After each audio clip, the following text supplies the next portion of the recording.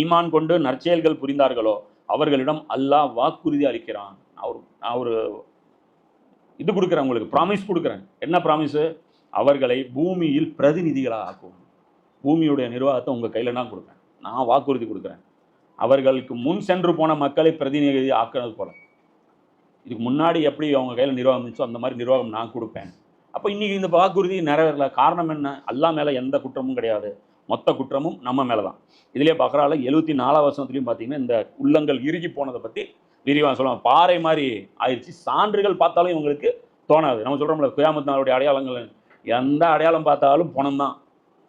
என்ன, எந்த அடையாளம் பார்த்தாலும் பணம் தான். மஹதி அலைஹிஸ்ஸலாமுக்கு எதிராக முஸ்லீம்களே போய் ஃபைட் பண்ணுவாங்க, ஹவாரிஜ்கள் போய் ஃபைட் பண்ணுவாங்க அப்படின்ட்டு. இந்த வாக்குறுதிகள் மீறினதுக்கப்புறம் அடுத்து அந்த வசனத்தில் அல்லாஹ் சொல்கிறாங்க. ஏன்னா இந்த ஆயத்து எப்படி டோட்டல் அந்த இதை பேசுது பாருங்க.